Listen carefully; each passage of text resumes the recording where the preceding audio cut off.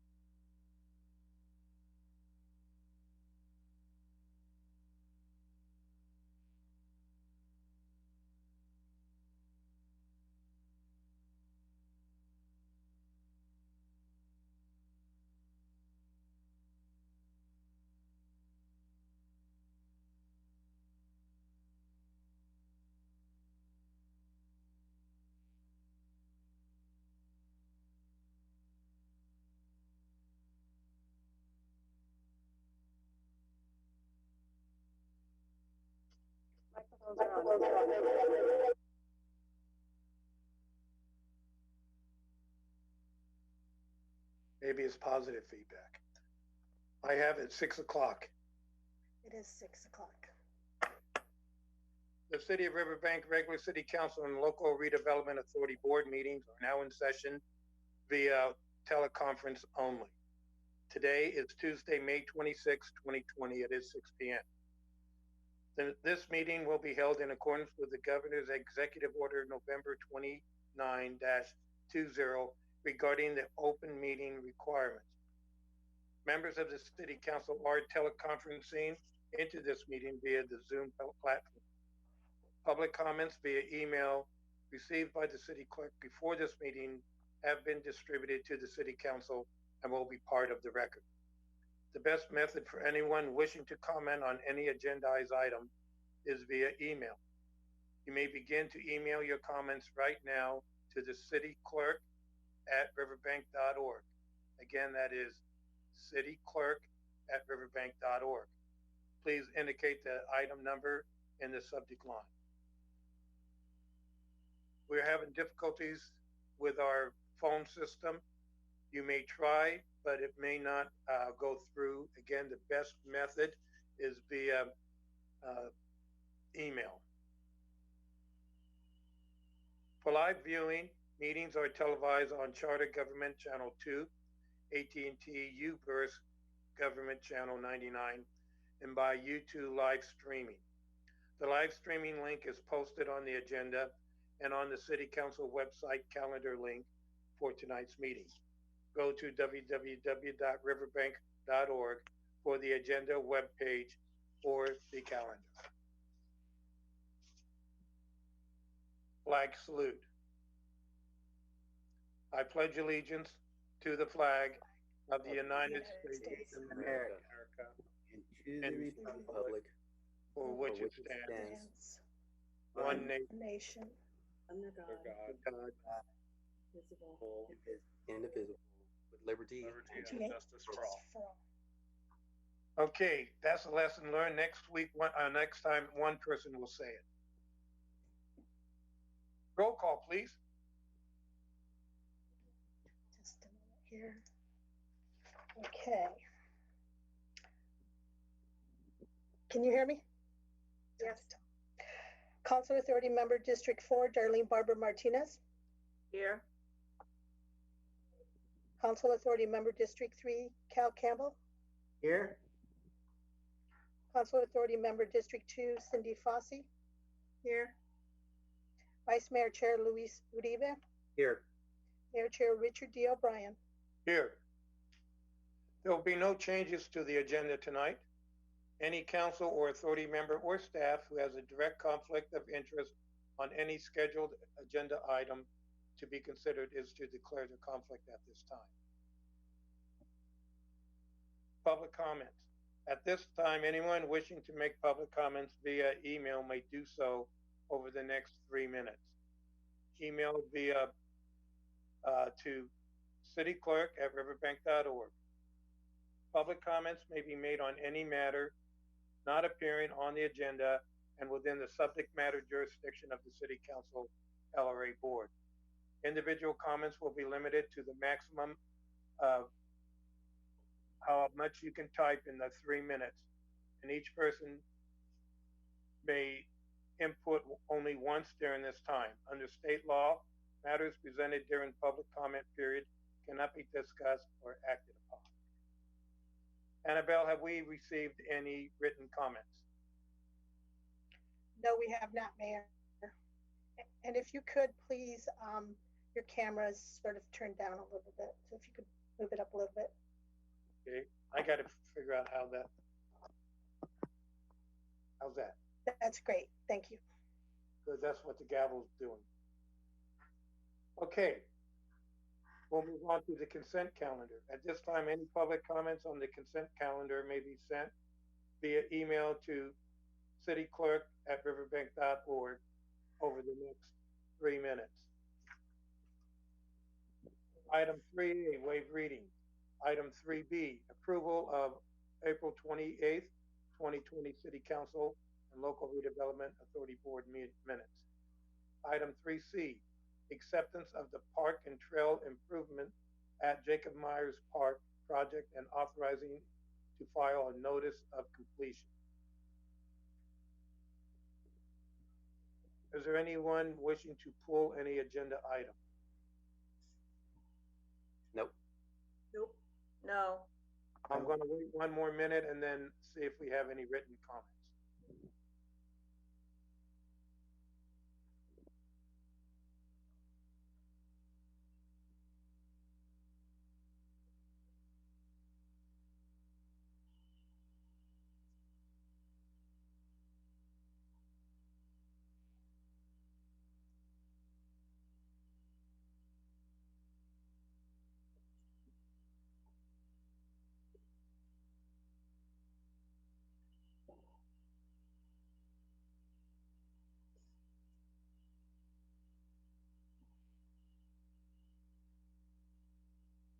Is there a motion? Oh, Annabelle, do we have any written comments? Mayor, we have not received any written comments. Is there a motion to approve the consent items as presented? I make a motion. This is Darlene Barbara Martinez. I make a motion that we approve the consent calendar as read. Vice Mayor Uribe here. I'll second it. We have a motion by Councilmember Barbara Martinez and a second by the Vice Mayor. Roll call, please. Council Authority members Barbara Martinez, Yes. Campbell, Yes. Bossy, Yes. Vice Mayor Chair Uribe, Yes. Mayor Chair O'Brien. Yes. Motion passes 5-0. New business. For item 6.1, at this time, public comments on item 6.1 may be sent via email to cityclerk@riverbank.org during the time of the presentation. Item 6.1, a resolution authorizing the mayor to execute and enter into a new employment agreement with Sean Scully as city manager. Thank you, Mayor. Our city attorney, Nubia Goldstein, which I'm just switching to her video feed, is going to give this staff report this evening as the city attorney's office drafted this. Thank you, Sean. Good evening, Mayor and council members. It's a pleasure to see you all again via Zoom. And as Sean said, I'll be presenting on this item tonight. So what we have before you is, it's a continuation of a discussion that we had several months ago following the city manager's evaluation back in January. As the council is aware, the city manager is in an employment agreement with the city, and it lays out all of the employment terms that the council has previously approved. And we are now on the second amendment to this agreement. So the terms of the second amendment really don't change significantly. If the council will recall, the agreement is predicated, and the changes to the financial compensation in the employment agreement are predicated on a satisfactory evaluation. And that was completed earlier this year. And subject to the direction that we received from the council that night, we have prepared this amendment that's before you. The changes are not many. The term of the contract is one of the changes that you see before you. So instead of expiring in 2021, it's now set to expire January 2nd of 2023 with the possibility of a one-year extension. Again, that's all subject to council consideration and discussion at the time that the contract's up for negotiation. The agreement, this third amendment, actually includes a 5% step increase, which applies retroactively. So it does start with the first pay period in January of 2020 and does increase the annual base salary to $165,271. That, again, is what I mentioned before, predicated off of a satisfactory evaluation. The city manager received beyond a satisfactory evaluation based on the direction we got from council. And the agreement does also now include, it's just a little bit of a cleanup item regarding the longevity incentive that allows the city manager to be eligible for the city's longevity pay pursuant to the policy that applies to all city employees. All the other terms of the agreement remain the same. So those are the only changes. And before you is the third amendment and a resolution that will authorize the mayor to execute it on behalf of the city to make it effective. So I can answer any questions you may have. I open this up for the city council for questions or comments.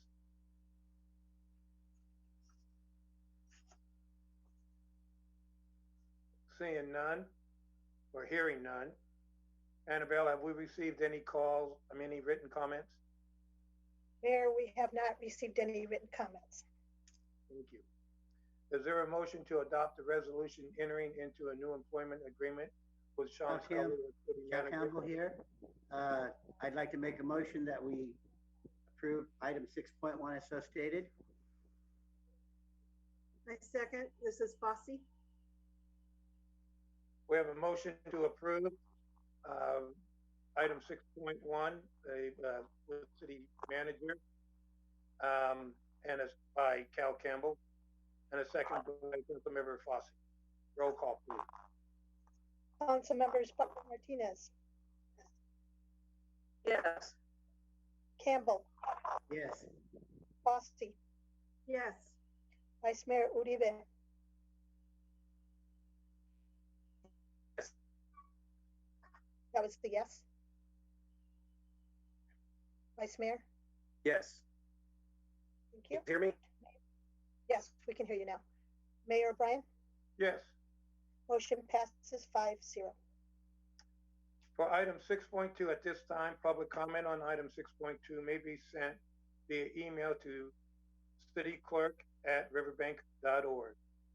Item 6.2, a resolution authorizing the city manager to execute and enter into a new employment agreement with Marisela H. Garcia as Assistant City Manager, Administrative Services Director.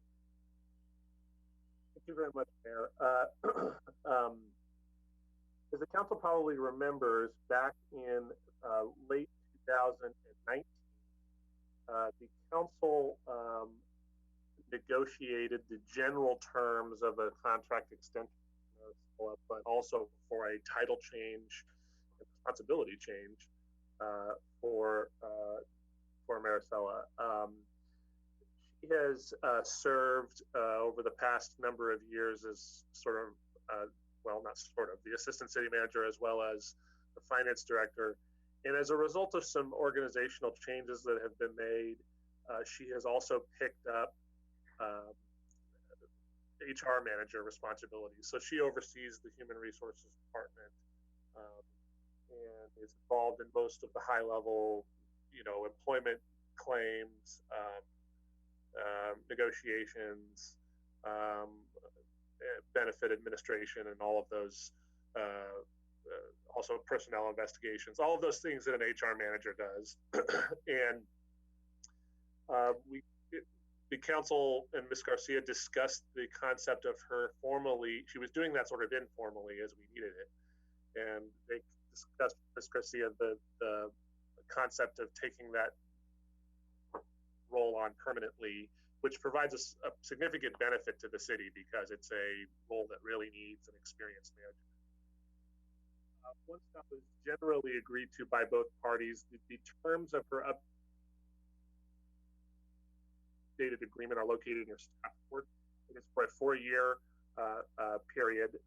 It is because you're now seeing this document and be retroactive to the 1st of November when that was generally agreed to the closed session negotiations. There really isn't a significant difference from a compensation perspective here. There is 2 key areas. One is there's a longevity incentive, which is included to clarify that she will be eligible for longevity increases in compliance with the same schedule that already is in place in miscellaneous bargaining units. So, if you know what that is, if you've worked for the city for 13 but less than 20 years, 5% base salary increase, and anybody over 20 years of service here gets an additional 2.5% for a total of 7.5%. In exchange for that, Ms. Garcia agreed to not receive the final cost of living adjustment in her current contract. So it ends up being not quite a wash, but essentially when she gets to that tier, she'll have a small bump as part of her longevity increase. The only 2 other additional ones were to change her vacation per year to the accrual that is representative of pretty much all of the other contract employees, as well as she has requested and council agreed to a match to her deferred compensation in the amount of $75 per pay. Previously it was $25. So overall, fairly minor changes, especially given the additional duties that she's going to be taking over. And it's also reflective of a title change, which is Assistant City Manager and Administrative Services for all things finance, all things human resources. And I don't expect to have any more children, but she also takes over if I'm not in the office. So that's nice to have. And I don't know if my wife is watching this on YouTube, so sorry. I'm very pleased to recommend approval on this. I'd be happy to answer any questions if council has. Vice Mayor Uribe here. Just a question on the process. You said in November we approved this. Just curious, was it because of COVID there was a delay? Yeah. Well, one of the delays was related to my desire to wrap up the next employment agreement that we vote on, as well as my own. So typically I like to try to bring these in groups so they're not on every single agenda because we're always negotiating with someone. So that was one part. The other part was the city attorney's office was updating contracts, and right around the time we were getting ready to take this was when everything with COVID occurred, and it justifiably took it back for a couple months. But we're pleased that we were able to get it done, and these are longer term agreements, so it won't be necessary to do it again for a number of years. And on that note, I will say thank you for your patience on this item, and city manager's office has been very helpful in trying to group them and in helping get this forward. So thank you again for your patience on getting those items to you.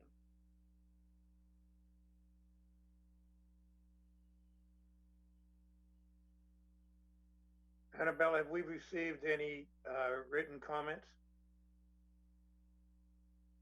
Mayor, we have not received any written comments. Is there any further discussion by the city council? Is there a motion to adopt the resolution 6.2 to enter into a new employment agreement with Marisela Garcia as Assistant City Manager, Administrative Services Director? Vice Mayor Uribe here. I'll make a motion we approve item 6.2. I'll second. This is Cindy Fossey. We have a motion by the Vice Mayor to approve item 6.2 and a second by Councilmember. Roll call, please. Council members Barbara Martinez, Yes. Campbell, Yes. Fossey, Yes. Vice Mayor Uribe, Yes. Mayor O'Brien. Yes. Motion passes 5-0. For item 6.3, at this time, public comment on item 6.3 may be sent via email to cityclerk@riverbank.org. Item 6.3, a resolution authorizing the city manager to execute and enter into a new employment agreement with Sue Fitzpatrick as Parks and Recreation Director. Thank you very much, Mayor. During, again, the final quarter of 2019, one of the renegotiations that occurred so you have 4 contract employees here at the city of Riverbank. You have myself, Marisela, and Michael Riddell. Sue's was the only contract that hadn't been considered in some time. She had sort of a more open one.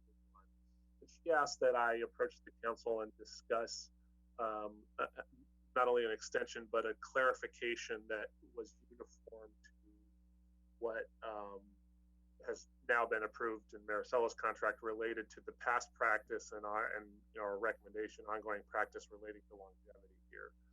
Council negotiated an updated agreement.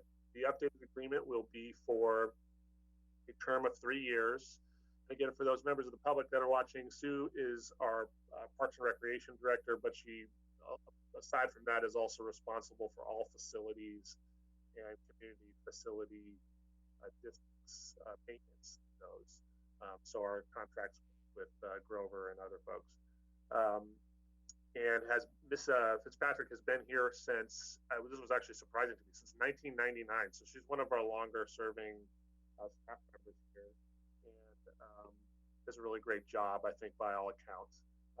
Her change will be for a 3-year effective date, retroactive to December the 11th, which is the default date of negotiation. The longevity incentive is exactly the same as I just explained for Ms. Garcia. And she has agreed to forego the cost of living adjustment that was due to her in her other contract. The city attorney changed one other section, which was 6.3, which is related to severance provisions, which was included in her previous contract, but there were some inconsistencies in state law, and so they fixed that language so that it's consistent with all of the other minimal financial impact, since the vast majority of the terms are exactly the same as they always have been. So that pretty much wraps it up, and I'd be happy to answer any questions. Are there any questions or considerations from the council? Annabelle, have we received any calls or comments? Mayor, we have not received any emails for this item. Thank you. Is there a motion to adopt the resolution to enter into a new employment agreement with Sue Fitzpatrick as Parks and Recreation's Director? Councilmember Campbell, I'd like to make a motion that we adopt the resolution. Councilmember Barbara Martinez, I second. We have a motion by Councilmember Campbell and a second by Darlene Barbara Martinez. Roll call, please. Councilmembers Barbara Martinez. Yes. Campbell. Yes. Fossey. Yes. Vice Mayor Uribe. Yes. Mayor O'Brien. I'm sorry, I didn't hear you, Mayor. Yes. Thank you. Motion passes 5-0. For item 6.2, public comment on item 6.2, email to the city clerk at riverbank.org. Item 6.4, consider a resolution to participate in the Pavement Management Program, PMP, update for Stanislaus County with cost sharing according to the Measure L local distribution methodology. Thank you, Mayor. So this is an item that was brought up, or a request that was brought up at StanCog, relating to sort of an ongoing discussion that seems to always be happening about the best way to use our Measure L dollars and how most efficiently to do so. And there's value in, for those who don't know, a pavement management program is essentially a survey that a contractor will do of nearly every square mile of roadway in the county and in the cities, that creates an index that rates your roads on a scale, so that the information is super valuable for a couple of reasons. First off, it helps you best use your money in those areas that need it the most. And then you can also use it because sometimes when you're looking at crack seal projects or overlay projects or slurry seal projects, there are ways you can get more bang for your buck, so to speak, by consolidating smaller areas that are closer to one another. And so when Kathleen and her team and also the city engineer take a look at these updated projects every year as well, they use these kinds of studies to determine where best to recommend to council we spend Measure L dollars. So our report is a little old, and it's certainly old as a result of all of the work that's occurred through Measure L in the last couple of years. So staff, at least, is very supportive of an updated study. The cost sharing, it's about a $600,000 project, so it's expensive. Fortunately, we're splitting that cost with our other city partners and the county, and our proportionately, so our proportionate share is $20,520. Our recommendation is to take that out of our Measure L allotment and fund the plan that way. I'd be happy to answer any questions if you have.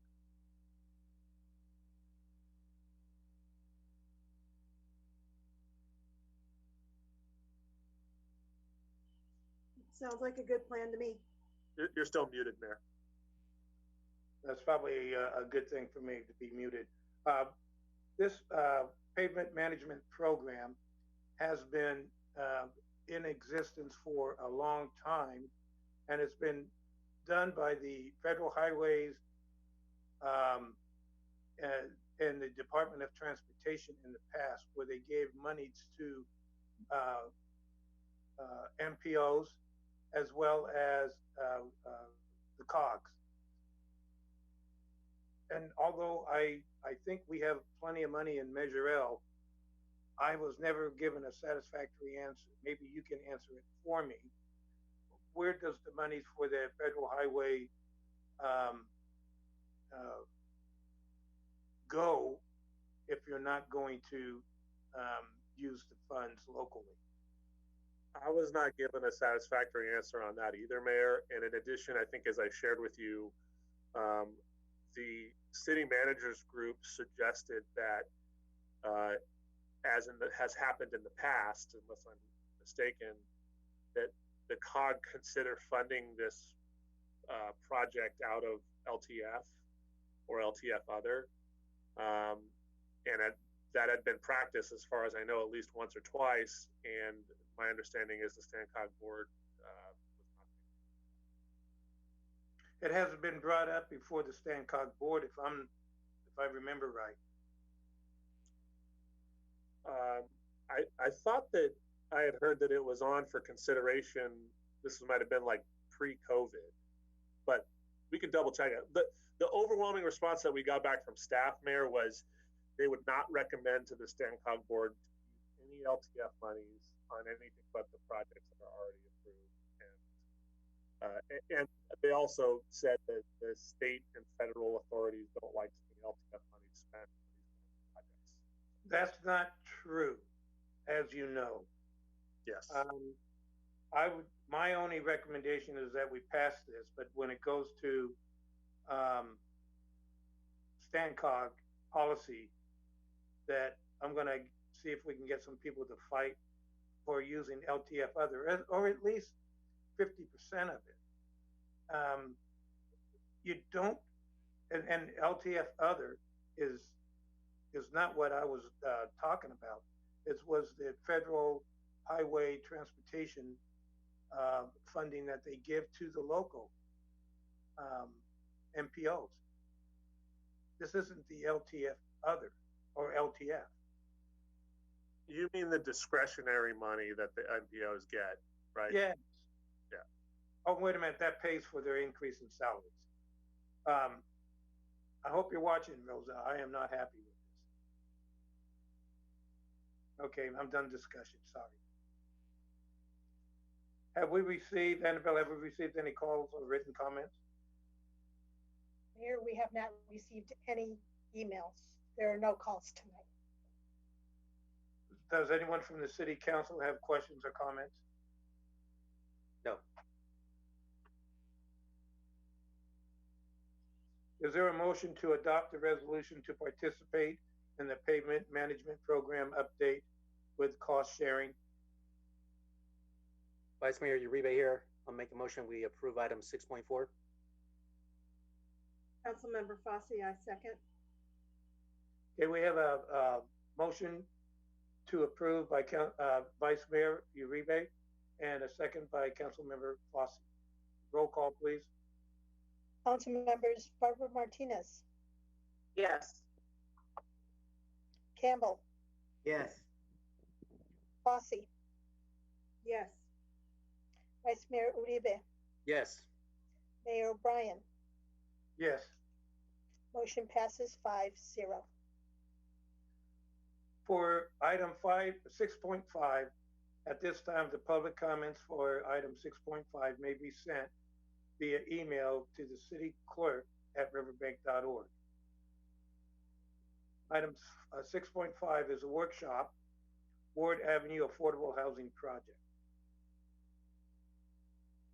Thank you, Mayor.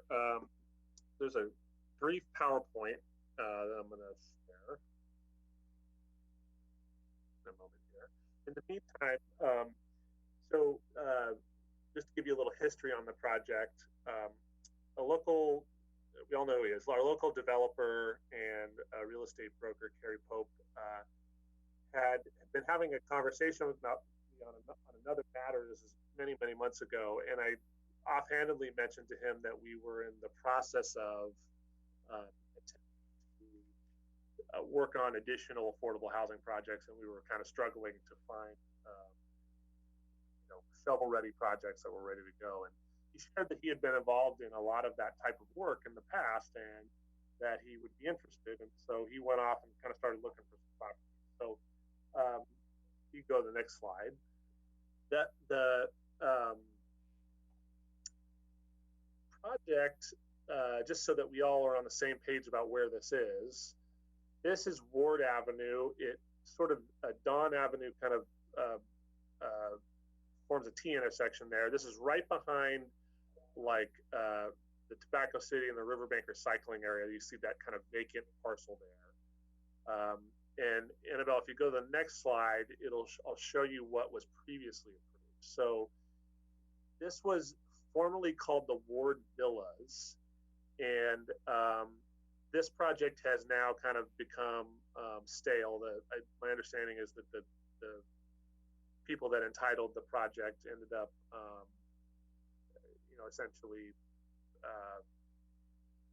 not able either to find a buyer to build it, or it wasn't financially feasible for them any longer. But you can kind of see generally what the concept was.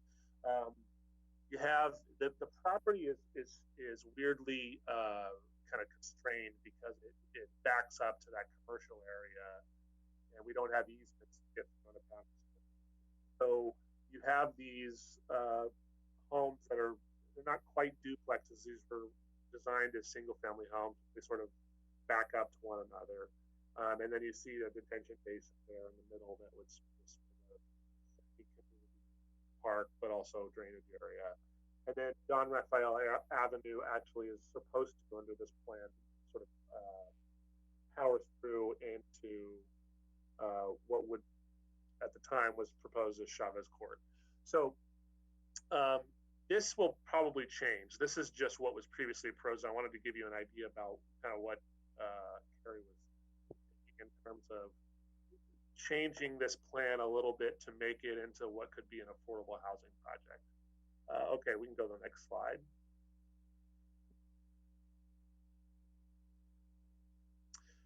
So, so in order to make this project viable, the whole concept of affordable housing is, in order for a private developer to create an affordable housing project, there has to be some, it's still a business, even though it's affordable housing. And so in order to do that, there's certain things that typically cities will partner with affordable developers on to make things work in a way that allows for the project to be truly affordable. This is a unique project because in many cases, affordable housing projects are rentals, and that's great. And we have a lot of examples in Riverbank of great affordable housing projects that have been operating really well. What we don't have a lot of is, at least recently, is affordable single-family for-purchase homes. So this would be for people that still need an affordable home and maybe can't afford a market rate house these days, especially with our prices, even in the, our brand new things over on Claus Avenue are selling, above $300,000. This would be something that is a little lower so that people that maybe can't qualify for something that high can afford it. So the requests are, there's a number of them here. I'm going to go through a number of these, and keep in mind, council's not approving anything tonight. I just sort of wanted to have the discussion with you about the concept, because this is going to move through the planning commission. Most of these first requests review and approve the new elevations, remove the requirement of a block wall along Ward Avenue, allow paving in Don Raphael Street rather than grass pavers. Those items are all really planning commission related issues that eventually council will consider as well, but those are sort of more design criteria. Vice Mayor Reba and I had a lengthy discussion this morning about HOAs, and I'm embarrassed to say that I completely misunderstood what Carrie was trying to accomplish as part of this, because typically small scale subdivisions like this that are insular operate just fine in an HOA. We have many HOAs in Riverbank. In this particular case, he said the difference is the reason why he doesn't want that is that he would prefer to have it in the general city CFD so that he could benefit from the economies of scale of all the maintenance. And he would like to do something instead of having all of the rules about affordability in an HOA setup. He would set them as CCRs, so covenants and restrictions on the property, which basically would require a number of things. But one, for example, would be that they have to be owner occupied. You don't want an affordable housing project where somebody comes in and buys 6 lots and they're all rentals or something. So that would be one request. He'd like to extend the tentative map with a development agreement, which is pretty standard. You've many of those recently. And then another planning issue to allow a minimum 14 foot rear yard setback, which sort of condenses the project a little bit, I think, in terms of what he's thinking of building there. You can go to the next slide. These items are more sort of council related issues because they're more policy decisions. So waive fees that are identified in Exhibit A. Carrie didn't include an Exhibit A, which wasn't in your packet, but what he means by Exhibit A is essentially the impact system development fees that we charge for all new homes that are built in Riverbank. Waive development fees relating to the final map, including but not limited to park fees, inspection, and plan check. Obtain grant monies of up to $400,000 to offset the cost of development to keep the project affordable. The way that he sort of explained it is, for every dollar that he doesn't have to spend that can be offset elsewhere, that's that much less money that needs to be recovered in the sale of the home. It can be more affordable. Okay, I think there's one more slide. Utilize the city's down payment assistance program to those borrowers that qualify. So that's not a problem for us. We have funding in both programs, and borrowers that are at a certain income level could qualify for down payment assistance. And I talked with Carrie just before the meeting. Generally, these homes are going to fall below what our maximum home value is, where we can loan against. And so generally it looks like we could probably step in and help as a lender for some of these folks that might be interested in purchasing. If anyone wants to rename their project to something else other than board villas, which, okay. So those are sort of just the general requests. I'm sure if there's one more slide. Nope, okay. So Carrie, since we're having a little phone issue today, I did talk to him before the meeting. His general thought about it is that with some of these assistance from council, he thinks that he could put together a real affordable housing project there that would be very successful, that would provide something slightly different than we already have in town in terms of not so much rental, more starter homes that are affordable that people can get in. Again, not making decisions tonight, but certainly if you have questions or feedback, we'd love to hear it. The request for waiver of fees is kind of a tricky one. Council can do that if they find that there is an overwhelming public benefit to the project. I think that's what I'm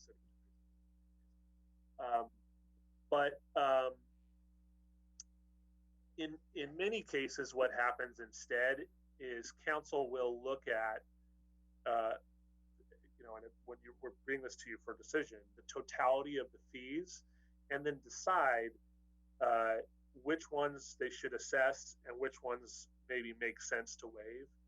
More frequently than that, though, it makes most sense to simply defer these fees. And the way they do that is they basically place a cloud on the title of the property. And what that acts as is similar to a lien. But eventually one day, if I moved into one of these homes and I lived there for 10 years, and then I decided, hey, I have some equity in this. I think I'm going to go move into my next house that I'd like to have. Whatever equity is in the property, that some of that will go towards satisfying the deferral of those fees, and then the city receives a check for that amount. Therefore, the project, while it's not paying for itself up front, does sometime later. But it certainly that's similarly reduces the cost of the development up front, which makes the project more viable. So those are all things for council to consider. And if you have any questions or sort of desires of us to do a little bit more research on, you can. And Marisela also was involved in some of the affordable housing finance related matters back when the 2 apartments were built on Plaza, probably Orange. That was before Orange.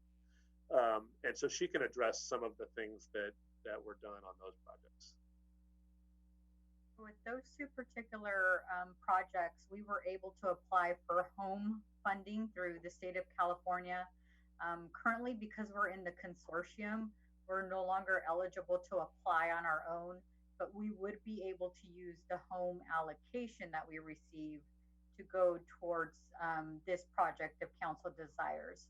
One of the unique positions that we happen to be in at this point in time are 2 new grant funding availabilities through the state. And that's through some of the SB2 funds that were issued in order to make housing more affordable.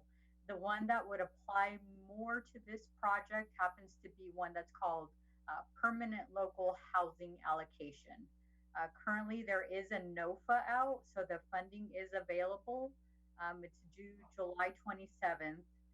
So if council was interested in exploring that option, we would bring a resolution back to council in order to authorize us to submit an application. That particular funding is a 5-year funding cycle. So if you're approved for the first year, you automatically receive funding for the subsequent 4 years. And our allocation would be approximately $180,000 a year for that funding source. So we would look at probably a variety of different funding sources in order to meet, or if council approves a certain grant amount to go towards this project, with the balance of the funds available to go towards other projects. So we're able to apply for that because they're using the 2017 figures for CDBG. And at that point in time, we were not in the consortium. So that's why we have this unique opportunity to apply. The 2 previous projects were loans to the Riverbank senior apartments and to the senior apartments that are off of Venn House, the Willow Point apartments. So we would be able to structure something a little bit different, obviously, because this is going to be an ownership or housing ownership opportunity for our first-time home buyers. So that could be done in the form of a grant.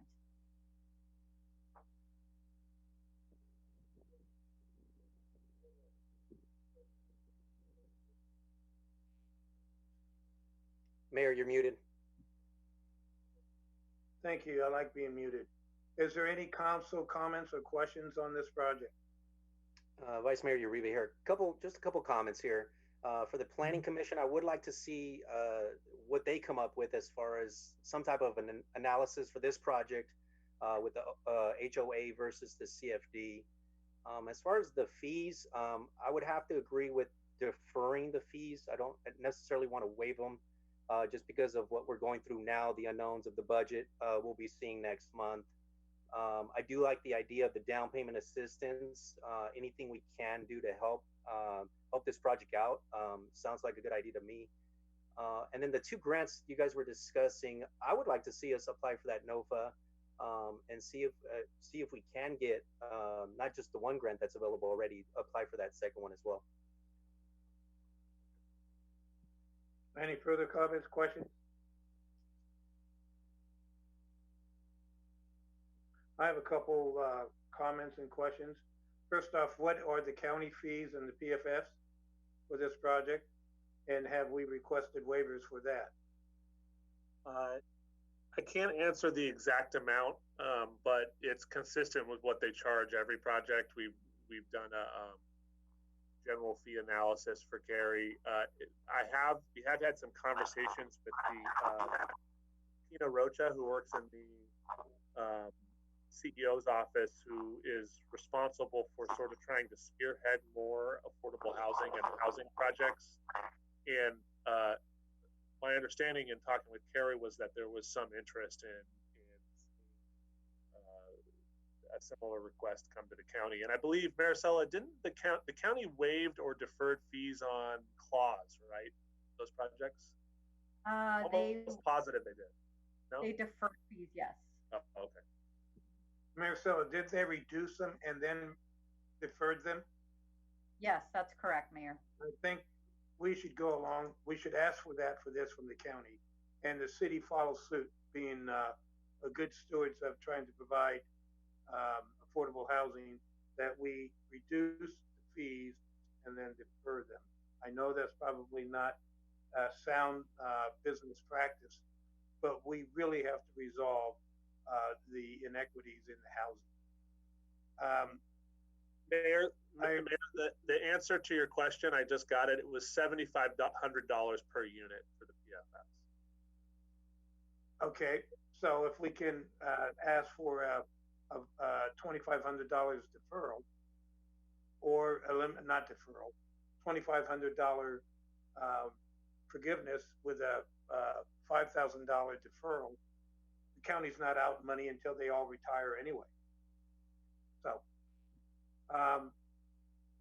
the $180,000 that we could apply for under the 2017, that's great. That's $900,000 that we could apply some towards this project and others.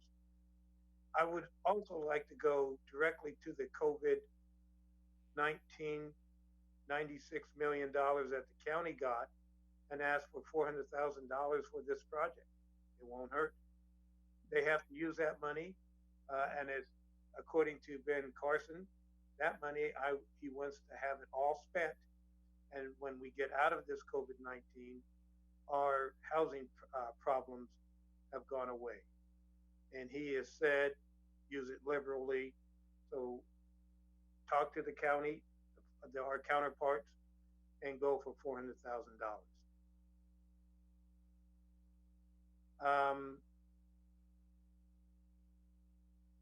I believe that's about all I have. Anybody else have anything? Annabelle, have we received any calls or written? No.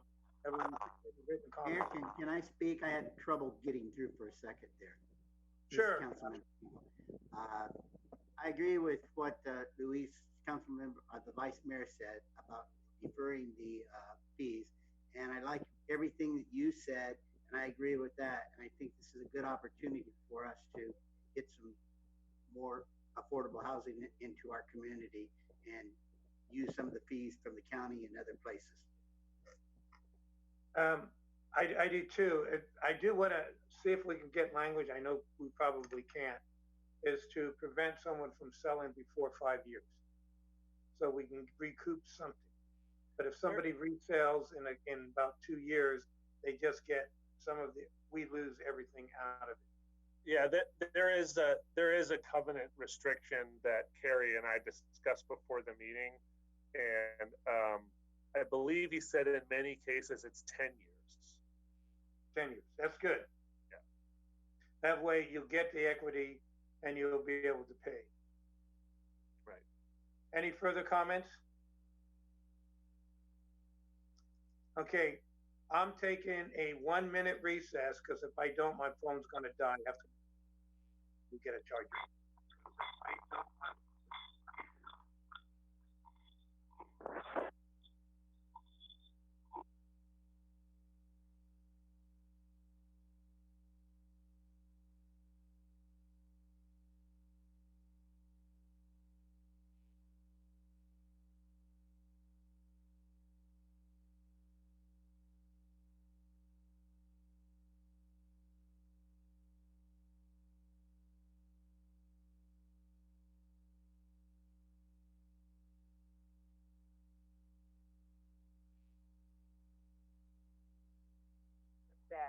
I'm trying to call.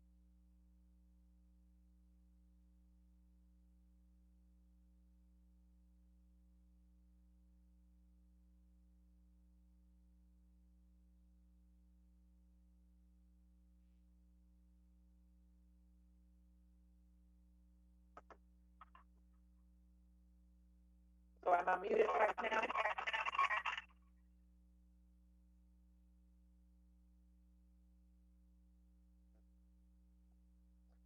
You have Councilmember Barbara Martinez, can you hear me? Yes. Yeah, your phone's giving us a lot of feedback because you're on both systems, I think. Let's see.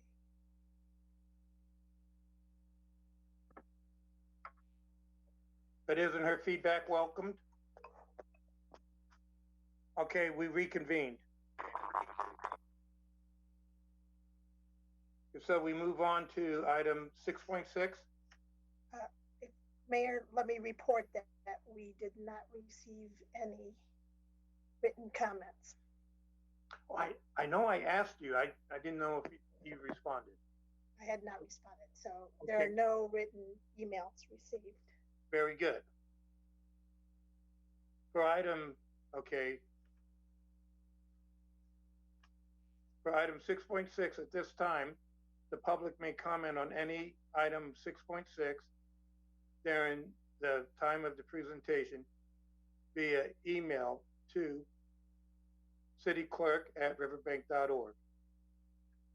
Item 6.6, general local public health COVID-19 update.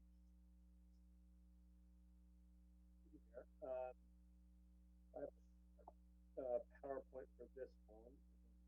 No more PowerPoint. Sean, I can't hear you. Sorry. Here's a short PowerPoint. We can go to the first slide. This will be a short update. There's not a whole lot. There's some things to discuss, but not a ton. Sorry about the way that this is set up. This is the best I can pull off of the county website and blow up so that you can read it. But you see there's 17 cases, known cases positives in Riverbank. We are at 28 deaths countywide, as we talked about each week. That's primarily from the Turlock facility. And we are now at 659 cases countywide. You could go to the next slide. Here's your state data. You can see that we are now statewide at almost 1.7 tests reported. So the testing increase looks pretty good there. If you look at, the bar graph, you're starting to see this locally too, that we're seeing many more cases reported daily because they're simply testing more. The positive COVID hospital patients, you can see that we've seem to have leveled off in terms of the folks that need actual hospital treatment. And then if you look at the ICU, kind of a dip in mid-May, and then it's ticked back up a little bit towards the end of May. We're still dealing with fairly small numbers just related to the testing inadequacies that we have, but in general, we're still seeing a lot of the same. You're probably reading this as well, that many of the key indicators in certain areas of the state related to ICU beds and critical patients and ventilator needs are generally positive. That's not everywhere, but locally it is, at least. So we go to the next slide. Okay, so since last council meeting, here's what's changed. Parks, per your direction, Parks and Rec facilities have been reopened, some under modified conditions, with the exception of 3 key areas: playgrounds, pools, and picnic areas. We did, council direction, verify with the city attorney's office that it's crystal clear that those 3 particular areas are not allowed under modified phase 2. In fact, they specifically list those on the state, and the state has the website does not list every single use possible, but it does list these. So we've done what we can to sort of limit that. With regard to playgrounds, we believe that when we move into subsequent phases, we'll have the ability to reopen some of those facilities. We have heard from a number of residents that they're not pleased with that decision. The pool, we have basically taken the approach that we are going to continue to prepare that we will eventually open it, but not do so until we finally get to a place where we're allowed to under the state order. And picnic areas, we're just, to some degree, we can post signs and generally let people know as we run into them, but we're hoping that mostly the community police can help on that matter. I'm going to get in a moment Jacob Myers Park, but I wanted to just, well, let's go to the next slide.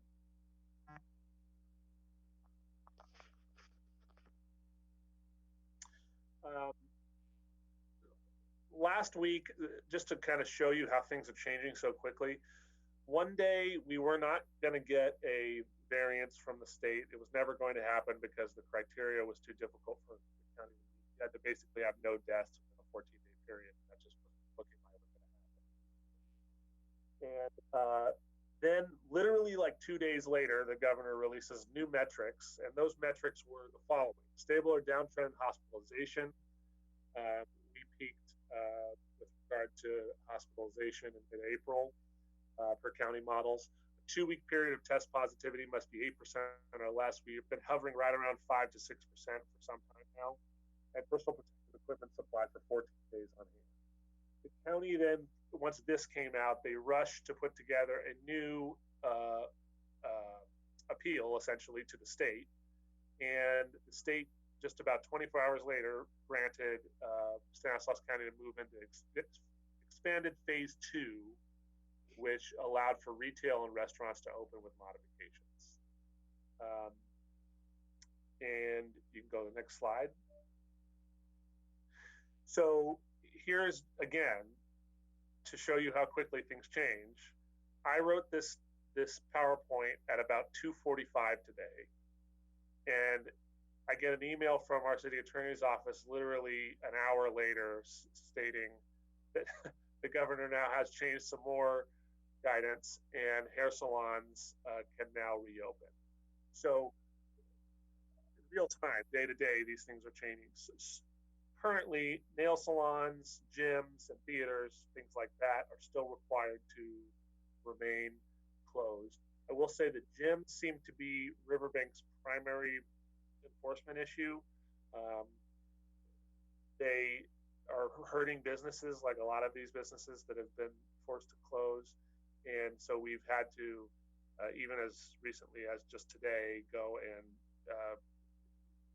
do enforcement actions on some of them to make sure they maintain closure.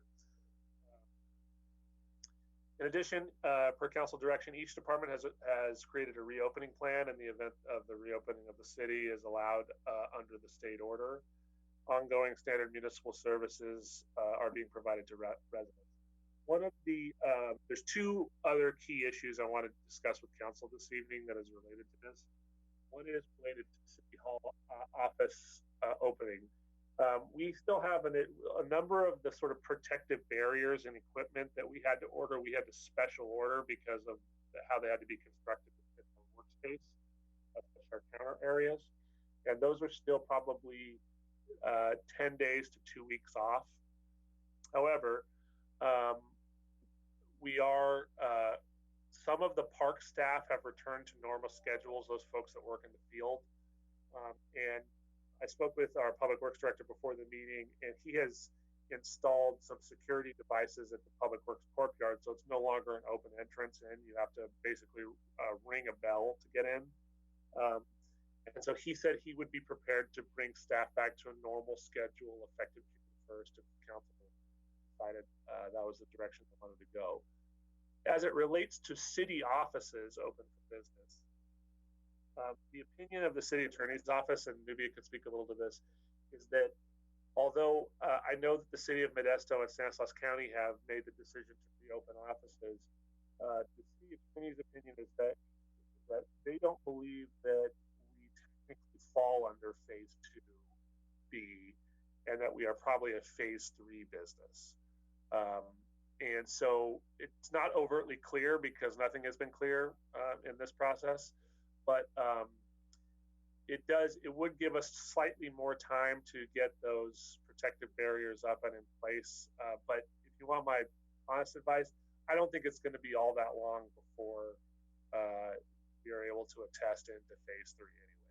So that is the City Hall. We can come back to that if you'd like. The other component relates to Jacob Myers Park, because I just want to give a report on how things have been going since we've reopened.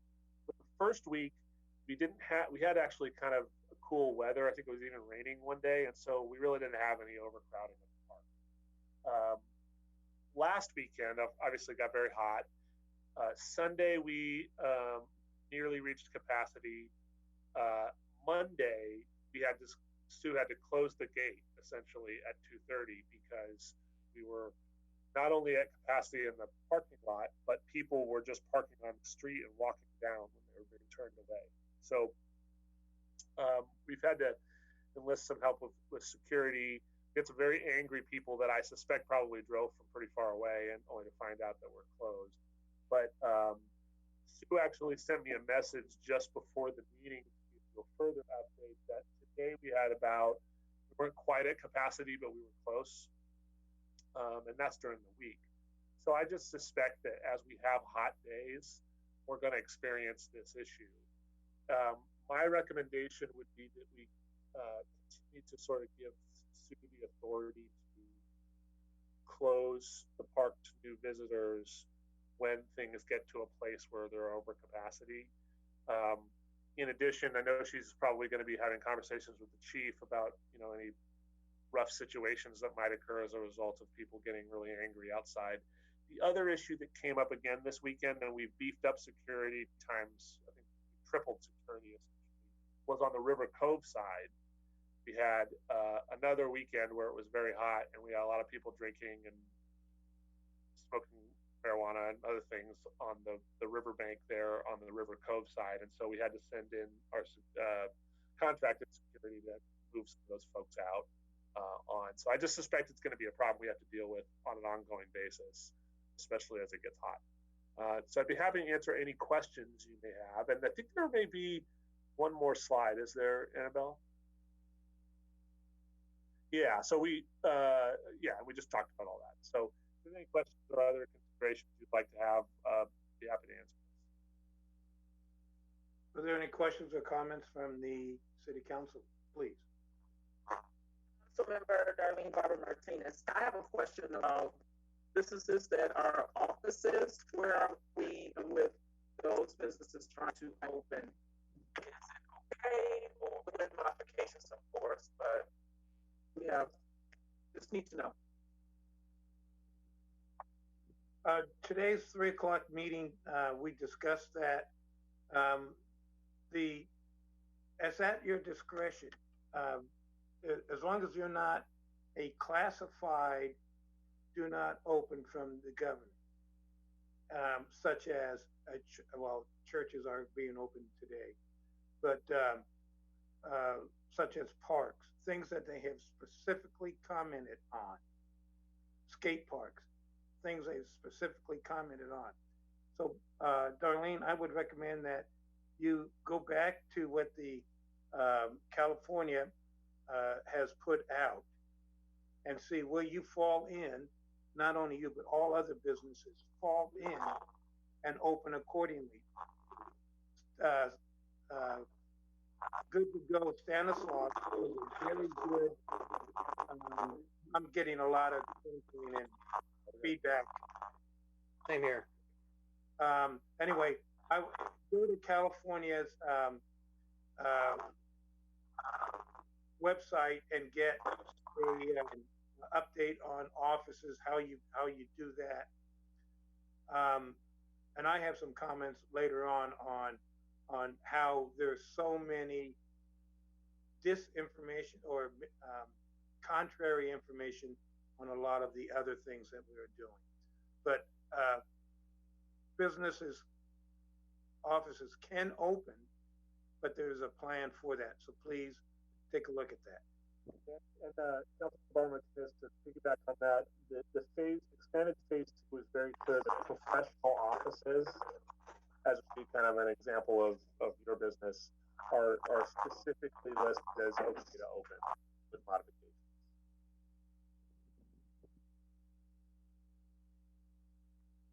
Yeah, I have been taking a look at the Good to Go Stanislaus, and there are protocols there for offices that do want to open. So I will be creating a plan and moving forward with that cautiously. And encourage others to do the same thing. Taking precautions is the best you can do. But this spread is more, if you say, I want face mask, you can institute that as your business. But if you want hand washing, hand sanitizers, provide that. Hand washing, if you have a facility to do that, the best way is wash your hands and not touch your face. I touch my face, I'm going to die. But it's just common sense, and keep your distance.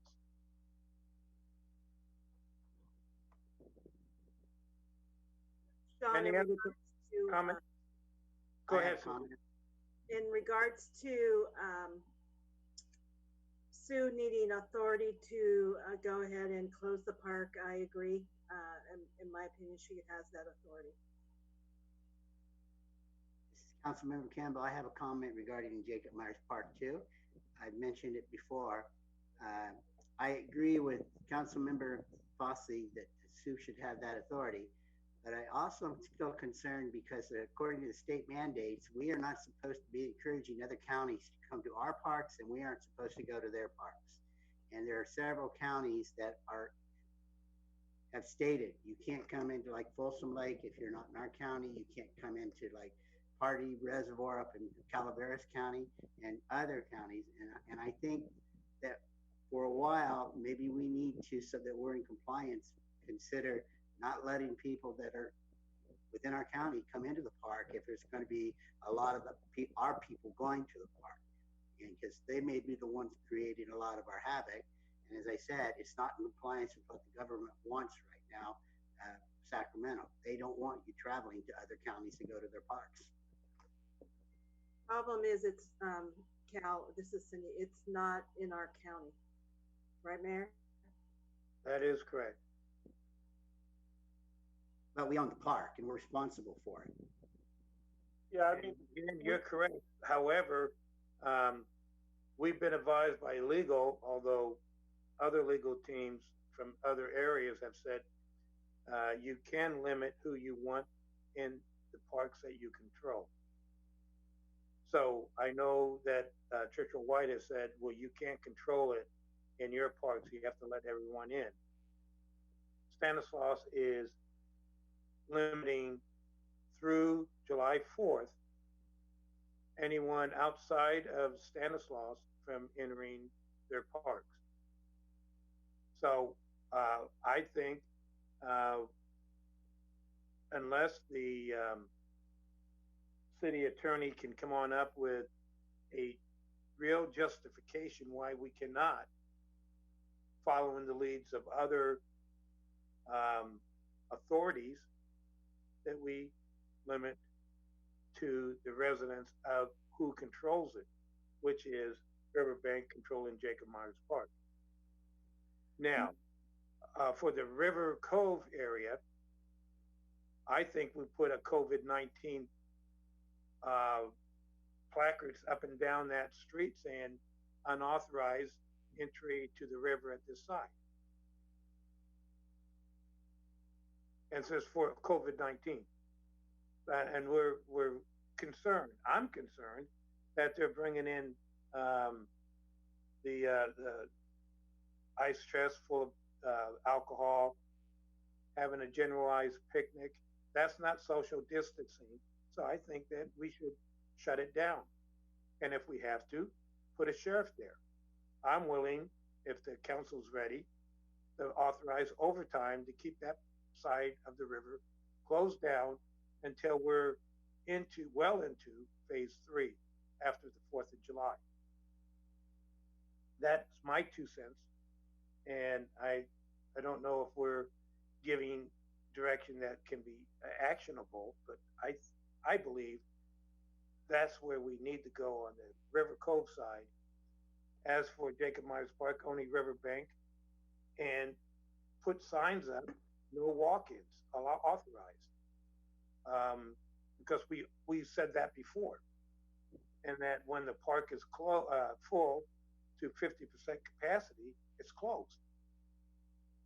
That's what we said the last time we talked about this, and I don't see us changing our minds. Mayor, I would support that idea wholeheartedly, just because you're protecting our population from people that could be down there that are socializing too much, and they may be bringing in health problems. Well, Vice Mayor Uribe here. First question is, have we analyzed if 60 cars is okay? Is that too much? Do we know yet? Well, it's fine because we have the 2 lots. Sorry. Oh, I thought I was. It's fine because we have the 2 lots, and generally what they're trying to do, because it's difficult to, people do walk to this park from Riverbank, and so what they're trying to do is focus more on half capacity, and in some cases that may mean less cars, but you got people that are walk-ins, or in other cases it might be more cars. But generally kind of what we've tried to do, because it's really difficult, on the weekends we're staffed up, and so we can really watch that. On the weekdays it's a little more difficult. It's just really 2 arcades that are there taking care of the park, and this is a large area. So I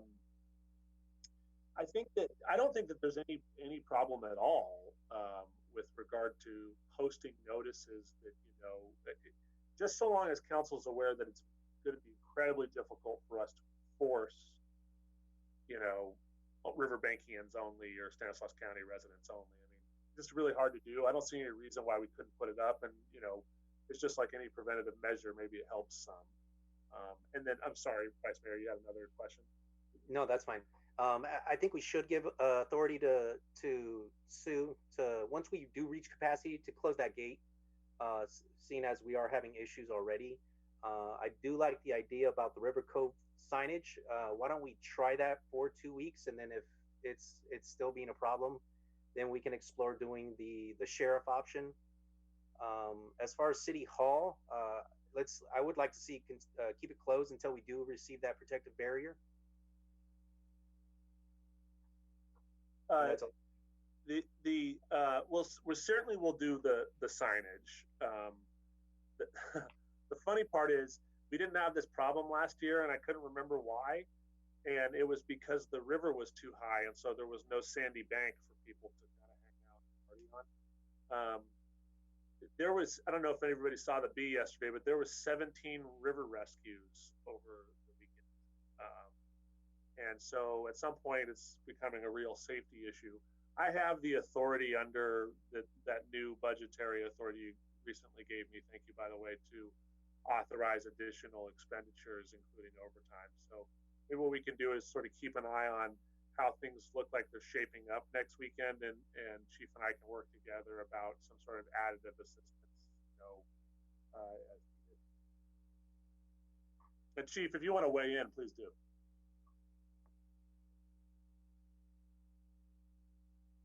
Yeah, I think we could definitely get together and go with a plan to put extra security and extra patrols on the River Code side there. So that's something we definitely can look at. I've always felt on the River Cove side, no matter what you did, unless you had our police services there, they didn't care. This has been going back from 2010 that I've been involved. When we put in fees for the park, River Cove said, "Oh, this has been happening since you put in the fees." It's been happening. The biggest problem you've had is since 2005. We put security in there starting 2014, and in that security has always been major issues that they just turned their backs on the authorities that you have there, they won't turn their backs on a sheriff or a deputy. So I don't want to leave River Cove exposed. You're not only exposing the people on the river, but you always have confrontation. You're exposing the residents in River Cove. So I disagree with the vice mayor. I think we need to have a minimum of authority there from the Riverbank Police Services, and if need be, backup when it starts getting unmanageable. And it will get unmanageable since you have about 106-degree weather coming on up. As for opening the city hall, I think we have to negotiate with the county. They've already opened up City Hall as a cooling station, even though we're saying we're not going to open up. We have to make sure that we are not in violation of the heat health laws that are that are available, and that's something the lawyer has to come in on. Yes, Mayor. So on that point, we can double check. I don't know that there's an affirmative duty to do that. That's maybe something that they've elected to do, but I think the bottom line is, as Sean mentioned, is ensuring that you have the protective barriers in place before opening it up again, as you were before, to the extent possible of scheduling appointments and trying to limit the foot traffic that goes in and out. Will be one way to tide you over until that goes up, but it sounds like it's going to happen pretty quickly. And as Sean said, it's very likely we may get more directives from the state in the next few days about moving into phase 3. It might be easing up, but it literally is changing day to day. You know, Mayor and Council, the other thing I wanted to mention that Sue and I are looking into a couple other ideas. One additional one is to have, one thought I had is to have our private security out early before these people start to show up in their cars with their, party equipment. And that way they can be turned away before they even go and set up, which seems to be the problem. That'll help some of it. The other thing we're looking at with Public Works is restricting parking in that area, so that the issue we've had in the past with that, though, is that people then tend to just park in the neighborhoods. We'll make sure that the response is appropriate, so that it's it's comprehensive enough that we're not allowing it to get any worse than it already is. And please, when you do come up with the signage you're going to use, get it posted early. I know it's going to cost, but get it posted early. Mayor, I'd like to make one other suggestion that might be considered on the signs. We're entering a fire season now. It hasn't been a wet winter, and it bothers me that they're smoking down there, marijuana or whatever. So I have to go along with putting at least one sheriff down there, because we not only need protection from what's going on there with the COVID-19, we need to make sure that these people that are partying down there don't set the place on fire. And I agree. Not that the marijuana is a big deal. It's legal as long as it's in accordance with the law. It's sometimes they start a little barbecue, or they'll start a little s'mores campfire, and that is the big thing. You're right. We're going to have issues as we get drier and hotter. And this is going to be probably the hottest year on record. At least that's what they say. Any other comments, please? Yeah, this is Councilmember Barbara Martinez. I like the idea of the signs for River Cove, but I think that we need to think beyond just COVID-19, because we know that people do like, the river, and they like coming and when there's no parking, we all know that they go over to the River Cove side. So we need to be thinking about long term, until probably Labor Day, even after that. So, just be thinking that we need to be thinking about how we can enforce whatever it is that we, to keep people out of River Cove, parking illegally and so forth. Darlene, we've been talking about this for many years, and with our legal counsel tells us we cannot deny someone access to the river. And in that vein, we're not limiting access to the river. We're limiting the spread of COVID-19. Once the COVID-19 gets all cleared up, we still have the same issues. We can't deny them access to the river. Today we can, because I believe it is a true health hazard. And as we go to phase 3, we may have to say, okay, you can go to the river, but we're only going to allow 10 cars along the River Cove area, or whatever we deem necessary. Again, no matter what we do, we cannot limit the access to the river. It's their rights by law. So we've tried. I understand that. However, but I understand that. But what I'm trying to get the point across is that some people don't. They don't care about other people's property, so they have stolen items out of other people's lawns. They have defecated on the sidewalks in the woods right there by River Cove. And I'm just saying that got to be thinking about too that we know that these are the issues, and we got to be thinking long term again, because this is the same problem that we've been having, as you said, from 2005 and to the present. So I just want us to be thinking about that also. And that's probably why, if we look at our public benefit fund or safety fund, that we buy an additional authority to start arresting, not just saying go away, but start arresting. But that's something that we now have the capability to do, which we did not have before. So that is something long-term, Darlene. I truly believe it. It is something that's always comes up every time. And what we need to do is shut it down now for the COVID-19. Maybe we can start changing some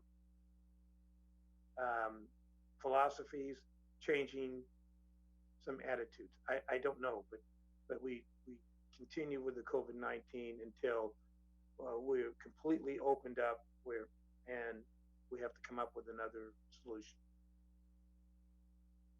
And Nubia, that's when you come in and say, Mayor, you're wrong. No comment. No.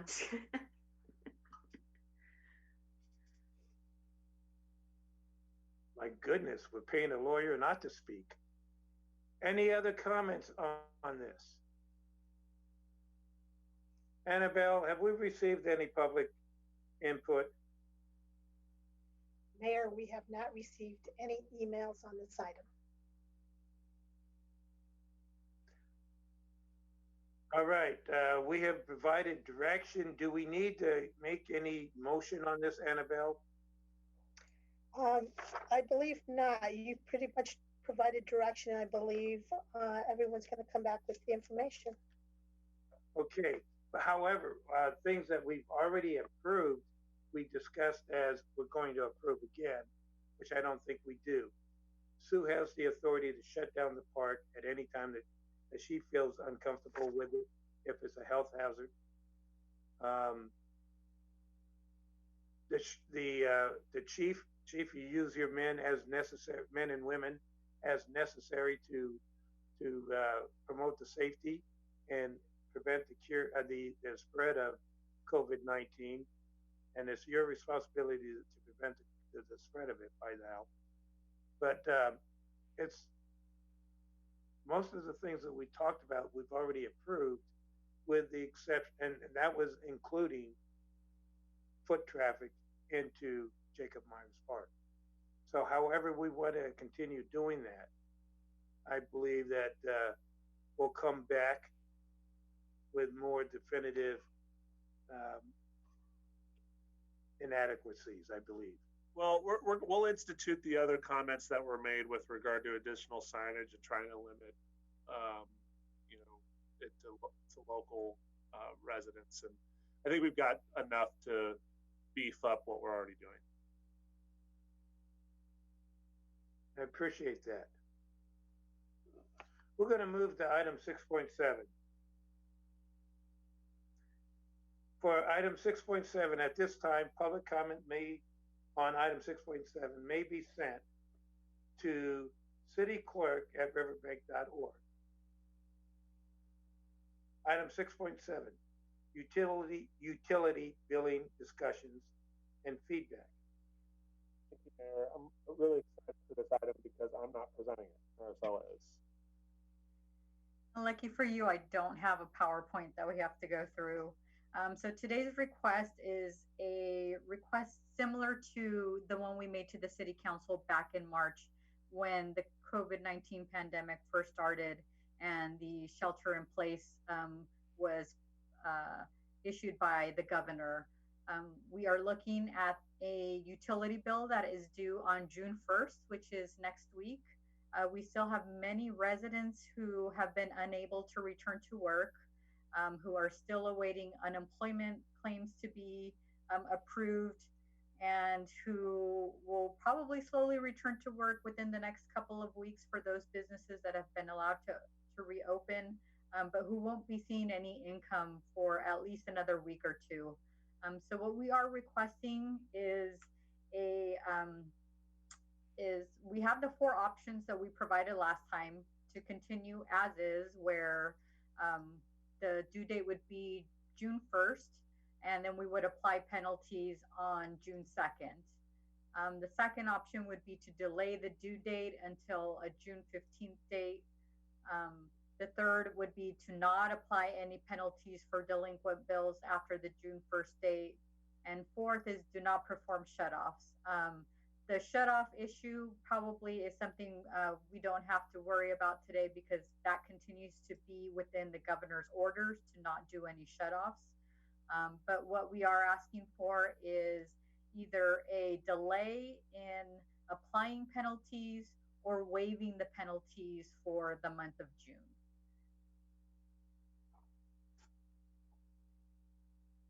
Thank you, Marisela.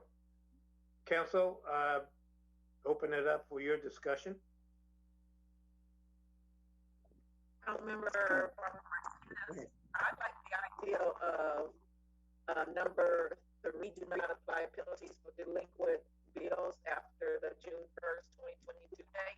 I would like to see us to give our residents time to get back to work and get unemployment monies or perhaps another second stimulus payment. And I think we should revisit this on the first meeting in July.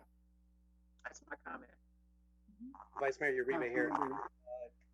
I'm also in agreement. I would like to see option 3 for the exact same reasons. So no penalties as well. Thank you. Councilmember Campbell, I agree with both Councilmember Martinez and Vice Mayor Uribe. Councilmember Fossey agrees also. I agree also, but I want to extend it a little bit further than just for June. If we go into phase 3 in 2 weeks, that's what the estimation is. That's going to be basically the middle of June. And they get their payment at the end of June. They have a lot of things to do other than pay their utility bill right away. How hard is it for the city to hold for a period of 90 days those people who, not those people, I hate that, not those people, our residents who are struggling right now, hold it off for 90 days from now? Is the city going to be hurting? So if you recall, we have already sort of delayed payments by not doing shutoffs and by not applying penalties.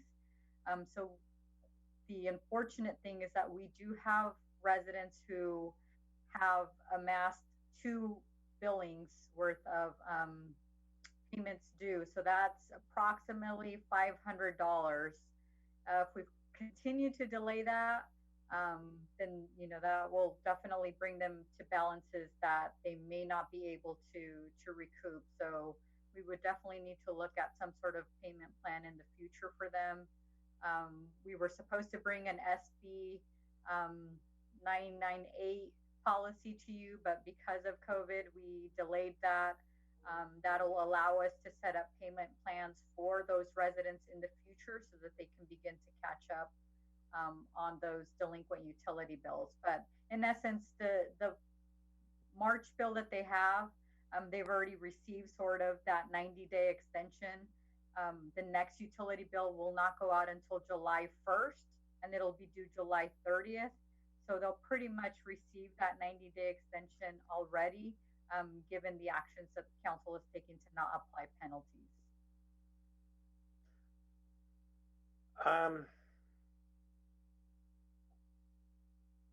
I am for collecting bills when they're due. But as a municipal governance, we need to look at the entire situation. And some people are not working because of this COVID, and they may not be able to get back to work. We don't know what the future is going to really give us in employment by the end of June or even by the end of July. So if we're saying we're going to delay it through June, okay, but let's don't take action until we discuss it again, either at the end of June or our first meeting in July, which is the end of July. We most likely would not bring this matter back to you until that second meeting in July, given that our next opportunity to apply penalties would be in August. Okay, because I know there's a lot of people who have talked to me about losing their job or losing their business because they can't afford the rent. They have everything backed up. Everything is backing up. Rent, power, insurance, utilities, not only for their business, but for their home. So I wish we had some clearinghouse. And I'm not suggesting it. Don't look at me like that, Marisela. I see that. Some clearinghouse to say, okay, your bills are not, your non-payment of bills is not legitimate, or they are legitimate. But and I don't want to question our residents' integrity, but some may need longer time to take care of it than others. Well, Mayor, we do have an opportunity with the next agenda item to perhaps mitigate some of that. Okay, some of that, but I have other ideas, but okay. Any further discussion? Marisela, one question I didn't know the answer today, someone asked is, what is are you aware of kind of our general payment amount, are the percentage of people that are generally continuing to pay their bills regularly? Are you seeing like a lot more delinquency than normal, or is it pretty much the same?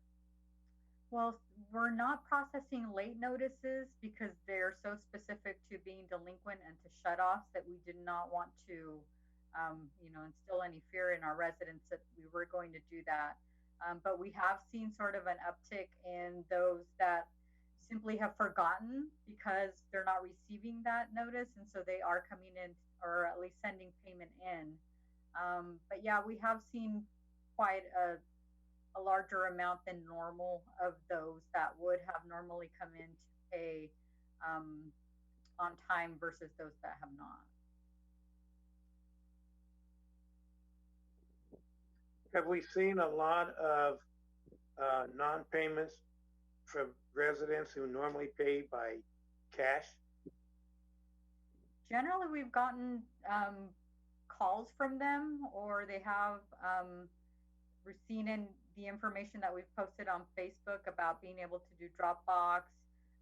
But yeah, we have a lot of residents that have just been calling, just wanting to be able to come in. Sometimes they pay through a credit card or through a debit card, but this seems to be just the one thing that they like to do is to go physically make their payment so that they have a receipt in hand that payment's been made, rather than doing it over the internet or some other way that we've set up. So I think a lot of this will go into a balance once we have safeguards for City Hall South. yeah, we'll still have those residents that just like to come in, particularly if they're seniors. Right, and they need that FaceTime with another person just to validate their existence, which is, to me, that I wouldn't mind going to house and talking to them. Any other discussion? Yes, Mayor, one last comment. I agree with what you said about extending the time, because hopefully by the future, the very near future, our federal Senate is going to make some decisions to get some money to these people.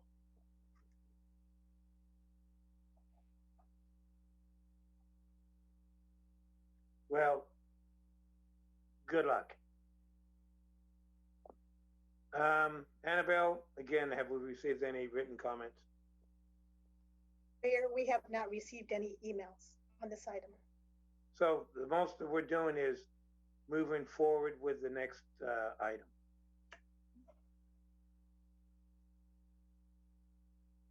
Is that a question to me? No, that's a comment. Oh. If you tell me I'm wrong, say, Mary, you're wrong. We have no motion, correct? Well, I think we do need direction. Yeah, on this one, and a vote. Yes, we do. On what, extending it through June? Everyone agreed, according to my notes, everyone agreed with option number 3. Yeah, this is Councilman Fossey. I would say we do item 6.7 and go with option number 3. Right. I would second that. Okay, we have a motion to go with option number 3 by Councilmember Pulte, and a second by the Vice Mayor. Council members Barbara Martinez. Yes. Campbell. Yes. Fossey. Yes. Vice Mayor Uribe. Yes. Mayor O'Brien.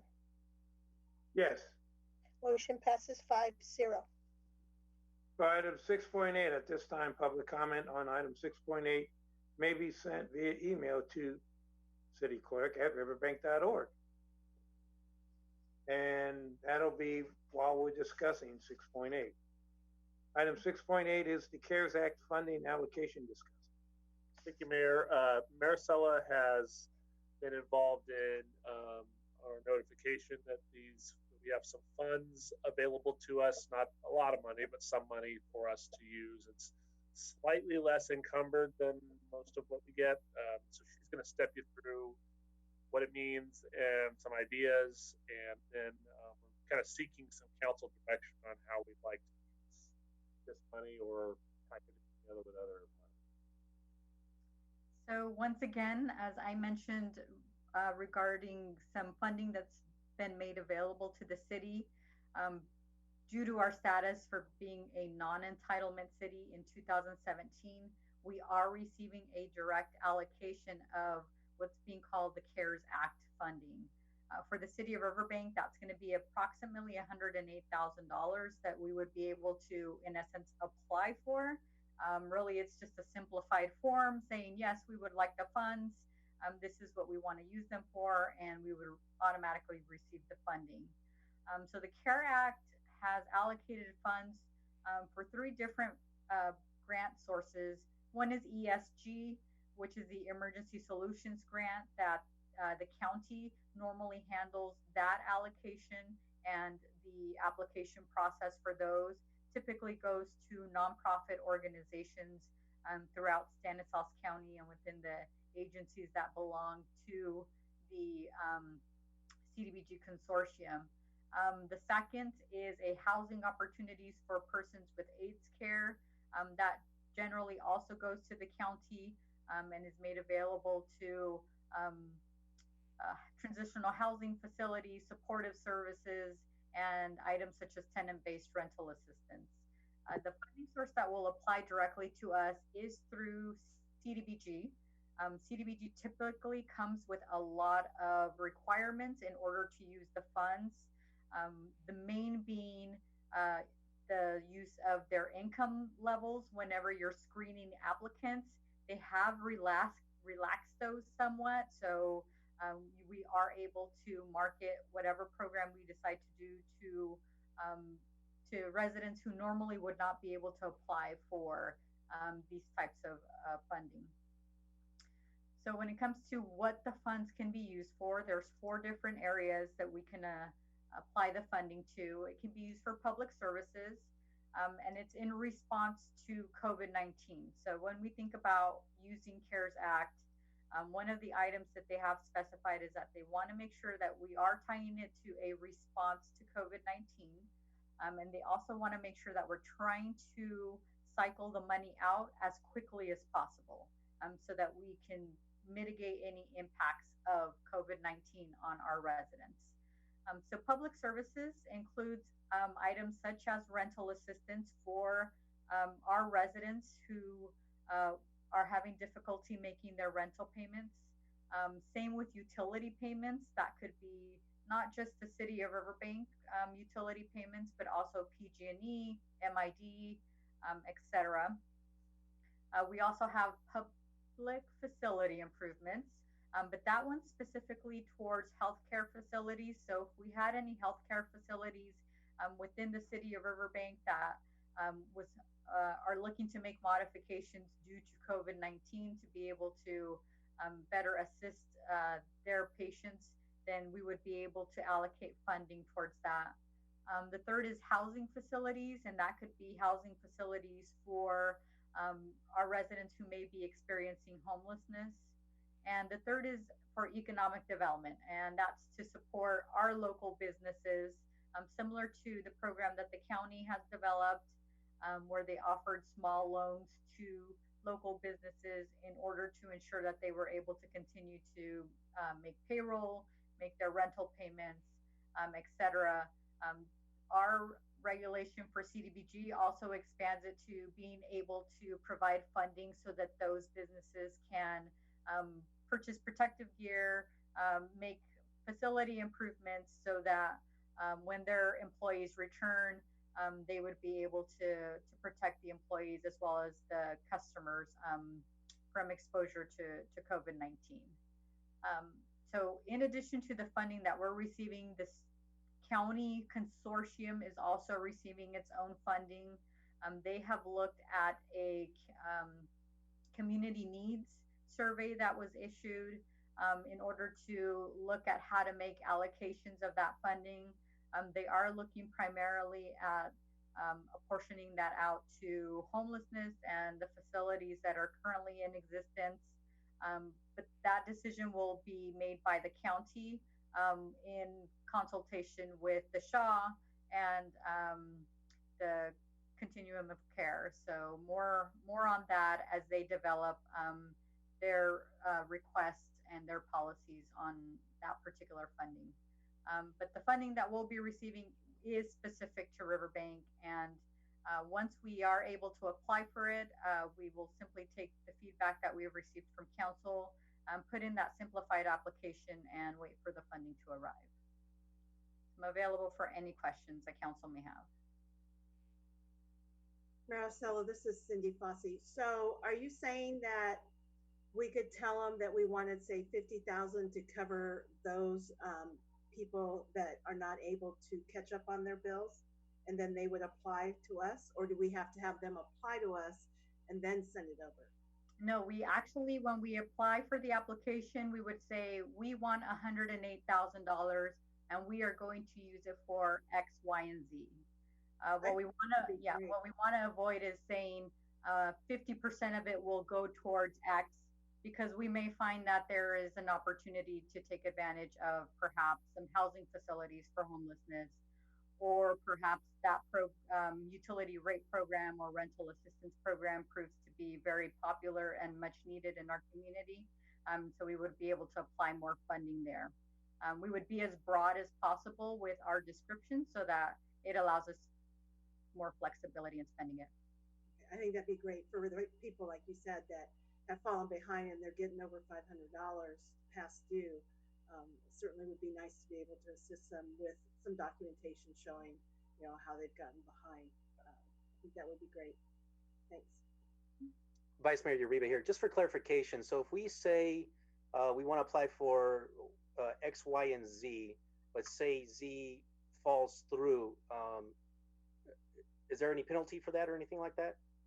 No, they are going to look for us to set certain parameters, and we're going to need to prove to the state at some point in time that the funding that we received was used within those parameters and met those specific goals. So, for example, if we were looked to provide assistance to residents who were about to become homeless, then they would want us to identify how many homes did we help, how many households were assisted, how many people did we assist. So we are going to have certain goals that we need to meet, but they're not as restrictive as they normally are. There shouldn't be any reason why we wouldn't be able to be flexible if there was a program that was not as popular for us, to be able to shift the funds to another one that was. I think one thing I would like to see is help for small businesses. I know Sean passed around the Manteca Recovery Assistance Program. Most of it looked pretty good. I think two of the things I would change, though, in that plan would be how they prioritize who receives it. I know there's some businesses that started up this year, and because they had no income, could not qualify for an SBA loan. So I think those that have not received anything should be prioritized at the top of the list. And also expand who's eligible to it. The one in Manteca didn't. You had to have started a year ago. I think we should expand it to January 2020, so include it all the way up to the beginning of when COVID actually started. And I would actually like to see it used for utility billing. I think that makes the most sense. That'll help out with the overall bills that are piling up, as the mayor said. And then, Mayor, I would like to talk to you privately on how we can come up with a game plan, since the SHA will be reviewing part of the county funds that they'll be receiving. Maybe we can come up with a game plan for that, because I know there was an idea that I think you brought up as far as receiving a match or something through the county. So maybe we can explore that also.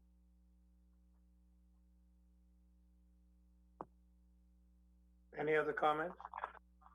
Yeah, this is Councilmember Martinez.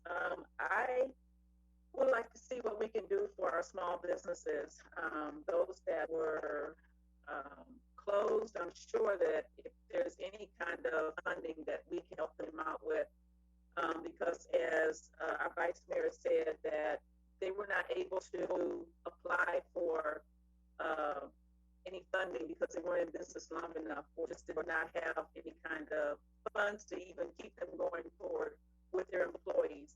And I think that anything that we can talk about, the details of the plan, but I would like to see us help our small businesses out. I think that it would be a good idea for us, as everyone has already stated, that we help out our residents with some of the utility billing, and not just with our water bills, but if those that are in need for PG&E and MIE, you just never know who's out there and may need assistance, that we have the funding and we would be able to help them. I'm torn on how we use this money. My opinion would be, let's look out to the future. What do we need to do today to solve our major problems? And one of those is homelessness. And do we apply that directly towards it?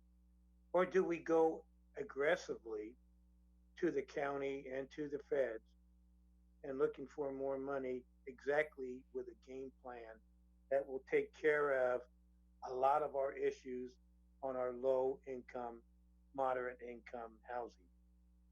Right now, we're building housing, which is considered at the lower range, $330,000 to $350,000. Most people cannot afford that. You have rent in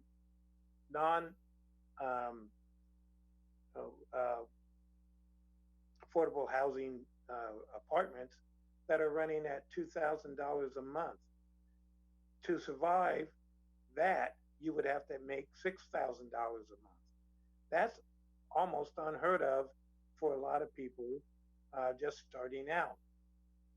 So do we put it there, or do we go aggressively towards other funding? For the small businesses, SBA had billions of dollars, gave it away right away, and they regained some back because Chris Ruth didn't need $20 billion to keep a stake alive. But there's still money out there for small businesses. It's available. But we still need to keep our small businesses alive. 90% of employment in the United States comes from small businesses. So will $109,000 give us viability in homelessness, give us viability in small businesses, and what are the criteria? I would like to apply for it for XYZ, being as broad as possible, and have a couple of us and staff get down and start looking at the criteria of what X is, what Y is, and what Z is. County has $96 million. They're looking at how they could use it. I can tell them, we could tell them, and we need to tell them exactly what our needs are. Ben Carson, the Secretary of HUD, said the monies that we're giving out, we want you to resolve your housing issues. And I can't overstate that. He was so emphatic when I met him in DC and when I've been on conference calls with him. He says, we're giving you $1 trillion in housing. I don't care how you use it, but don't come back to me in a year saying I need money for housing when you should have housing taken care of. So we have to come up with a game plan. I'm on a soapbox, I'm sorry. So my only I don't know if we have specific direction, but if we have generalized discussion or agreement to apply liberally to small businesses, to housing, and to providing aid to those not having funding because of COVID. If we agree with that, Marisela, go get it, come back tomorrow with the money in hand. I'd agree with that. What we will do is the state is amending their annual action plan, which will set all of the very specific guidelines that we'll need to meet, and the application period as well. They had released their draft about 45 days ago, so I believe they're at the end of the comment period, and we'll be amending that draft soon. So I predict that probably mid-June is when we'll see that notice of funding availability come through, and then we'll come to council in case there's any further direction that's needed. And if you believe that our direction is non-specific enough that you can attain the goals, apply for it. Don't ask for us to muddle the field. Will do. Annabelle, have we received any any written comments? Mayor, we have not received any emails on this item. Is there any other comments from the council or staff? Seeing none, is there a motion to approve the allocation of the CARE Fund Act funding as we kind of muddily directed? Vice Mayor Uribe here. I'll make a motion we approve item 6.8 as the mayor stated. Wow. Councilmember Martinez, I second. We have a motion to approve by the Vice Mayor and a second by Councilmember Barbara Martinez. Roll call, please. Council members Barbara Martinez, Yes. Campbell,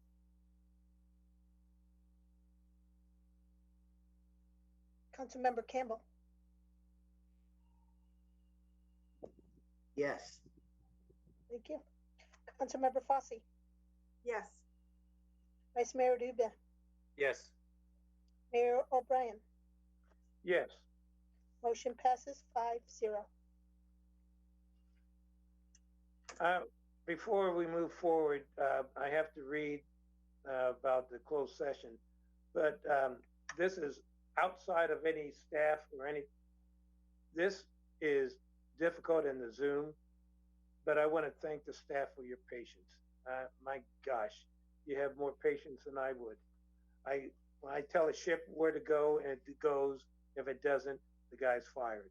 You guys are doing a great job.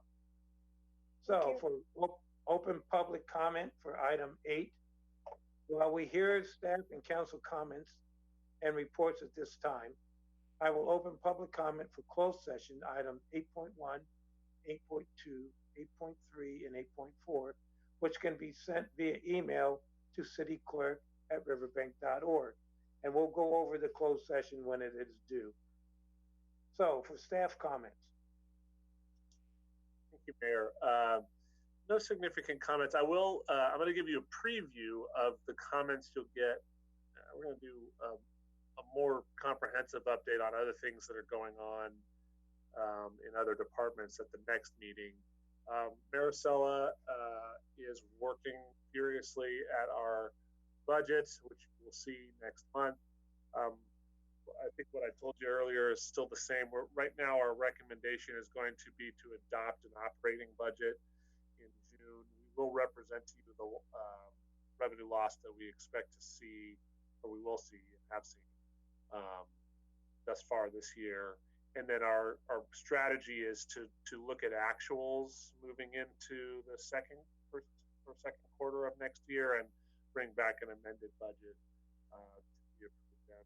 So we're basing our decisions based on actual numbers versus projections, because she and I, while we feel very confident in some of the projections we've been given, are a little nervous about it.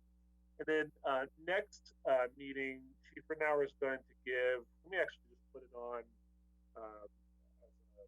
as a short presentation, or we can do it with staff comments, but he has been briefing me on the police department's use of our license plate reader and camera system throughout town, and it's actually helped them solve a couple of crimes semi-recently, so it's paying off for us. We haven't really heard much on it, since it's been installed. So very excited to hear that, and I think that's all I have for you this evening.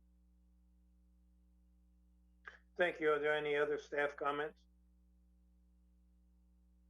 I just do want to say really quickly, thank you to all of the staff for continuing to provide excellent customer service to our residents. We have a lot of frustrated residents calling at this moment. Many that, as you mentioned, are facing, loss of jobs, not receiving any income for the past 2 months. So we just ask for a little bit of patience with our staff as they try to assist everybody in making sure that their payments are made as timely as possible and trying to give them resources to be able to do that. Thank you. Any others, Chief? I know I look forward to the next meeting and giving everyone an update on the camera systems. They have been helping. It's been a tremendous help. And it's been going well. Our deputies are working hard every day. And I'd like to say thank you to all of our deputies that are out there working every day. And one thing we'd like to add, just recently, one thing I forgot to mention is that our office did sponsor 13 seniors. We adopted seniors this year from the high school since they couldn't have a graduation. We all pitched in and wrote some personalized cards thanking them for their hard work and everything they've gone through during these unprecedented times. So we're proud of them. They're our future, and we got to make sure we support them along the way. Thank you, Chief. When you said senior, I immediately went to my age group. All right, going to item 7.2, Council Authority Member Comments. Councilmember Fossey, please. Thank you, Mayor. I just would like to say congratulations to all those graduates out there, 6th grade, 8th grade, 5th grade, I guess it is, 5th grade, 8th grade, and seniors. Thank you for being strong and understanding the guidelines now and for the different way you're graduating. But congratulations to all them. And then also ask everybody to have patience as everything opens up. It's not going to be a walk in and sit down and get your food or get your haircut. We're going to have to show some patience and you know, be 6 feet apart and but just be happy that we're able to get into the restaurants and give them the business that they need to stay alive. Thank you. Thank you. Councilmember Barbara Martinez. Okay. Still trying to listen to as many webinars as I can regarding COVID-19 and so that I'm pressed on moving our city forward through the various phases. And I'd like to thank the city for our Memorial Day of Remembrance and Honor. And I am part of the Riverbank Citizen Advisory Team. We had a kickoff meeting last week, and this was regarding the Riverbank Active Transportation Plan. And I'd like to thank Kathleen and those that are all involved in that, getting that together. We're asking if anyone would like to be a part of it or send comments. If you could go to walkbikeriverbank.com to that website and give us your feedback on what you'd like to see as far as walkability and biking in our city. And I too would like to say congratulations to all of our graduates. And I think that is it. Thank you. Thank you. Councilmember Campbell, please. I would also like to congratulate all of the graduates from high school in our area. It's a big feat for them, and they didn't really get to do a lot of things that we got to do when we graduated. Likewise, I've been attending webinars. I attended one last week with the group called Faith in the Valley, where Kristen Olson was invited to meet with us online and discuss with Father Avila, myself, and a representative from the NAACP and a couple representatives from Faith in the Valley about the situations going on with the co-virus right now. And by the time we finish the half-hour session, we know there's a lot to be done. On Thursday, June 4th, I'll be attending the League of City webinar for the Transportation, Communication, and Public Works Committee. I'm a member of that, and I'll bring back what we do to the council. Other than that, everybody be safe. It is out. The rivers are dangerous. Watch for little children, especially. They found that little child from Sacramento. They turned their back, walked into the river, drowned just that quick. So everybody be safe. Thank you, Vice Mayor. Thank you, Mayor. So as the Stanislaus Homeless Alliance representative, I volunteered to take a tour of the Kansas House project tomorrow. It'll be just me and one other person. For those that aren't aware of what that project is, the Housing Authority renovated a motel into transitional housing for 200 experiencing homelessness. Their opening has been delayed, so they still don't have anybody there yet. So the tour will be tomorrow. There's also a virtual tour for anybody curious about what the living quarters look like online. And I'll also be attending the League of California Cities Revenue and Taxation Committee on June 4th, and I'll report back to council on what I learned from there. Thank you. Thank you. First, I want to thank our staff for Memorial Day, and also the council members that were able to participate, and also to all the council. You guys are great. You don't always agree with me, but I can't ask for better colleagues. And thank you so much. Memorial Day always means a lot. So next year I'm going to change it up. I'm going to ask each of the council members if you would like to participate in certain segments of that, not just raising the flag, but speaking, bringing in experience, whether you have served or not, you're serving now. So I want to change that up, and I want to include you because you've been, that's if I decide to do things in August, and some of you also in August. So whoever's around next year, we'll figure that out. I'm also looking for the electronic sign.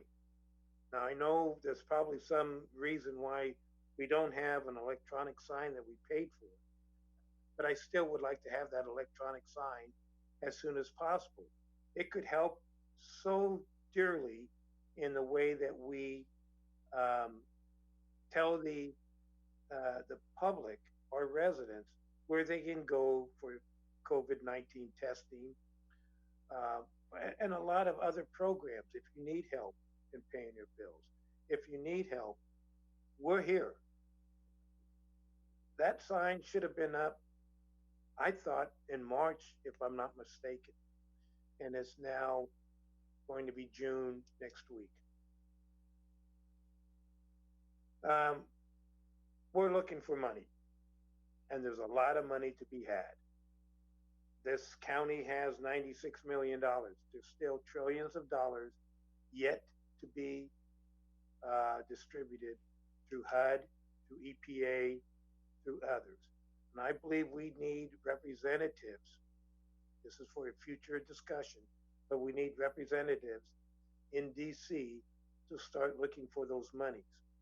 And I believe that we could do so with people we have worked with in the past.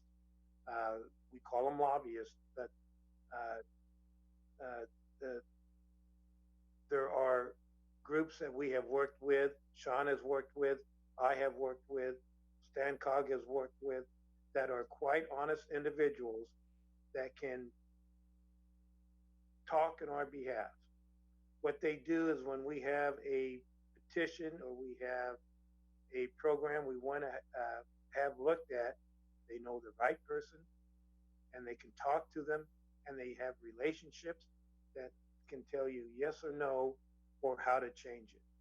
So I think in the future, we need to, in the near future, very near future, talk about getting some representative in DC. And in Sacramento, I think we piggyback off of Stancock. Lastly is a person named Richard Florida. He is a urban expert talking about how the changes is going to affect because of COVID-19. We're going to see a shift from the city centers, the big city centers, out to suburbia or urban areas because we can now work remotely. And that's going to affect a lot of businesses, small businesses in downtown. And we should start looking at how we can accept things like that and start producing the trails that people are going to want. The working from home, working locally. He states that the hardest comeback will be in transportation. trusting transportation because of the closeness, the proximity to other people, the number of deaths because of transportation. So as we look for more strategic thinking, how do we convert this pandemic to the betterment of Riverbank in the future? With that, we're going to go to closed session. As I've stated to the public, you already have time to provide comments. But as I read these, get your comments in. If we're going to go to closed session, and as set forth on the agenda prior to the city council, you may make comments on each item. Item 8.1, conference with real property negotiators. Pursuant to Government Code Section 54956.8, property 062-031-005 through 007. Agency negotiator Sean Scully, city manager. Property negotiator Ametis Inc. under a negotiation price term of payment or both. Item 8.2, threat to public services or facilities. Pursuant to Government Code 54957, consultation with the City of Riverbank, Director of Emergency Services. Item 8.3, conference with legal counsel, anticipated litigation pursuant to subdivision Bravo of Government Code 54956.9, number of cases, one potential case. Item 8.4, conference with legal counsel, existing litigation, pursuant to Government Code 54956.9 alpha, name of case, Stanislaus Consolidated Fire Protection District versus City of Riverbank and DOES 1-20. Stanislaus County Superior Court case number CV-19-004402. Annabelle, have we received any calls or written comments for closed session items? Mayor, we have not received any emails for closed session items. Okay, a report on the closed session items will be made to the city clerk, which will reflect in the minutes of this meeting. Anyone interested in receiving what was reported on the items may contact the city clerk at cityclerk@riverbank.org. Any public portion of the city council and LRA board meetings is now adjourned.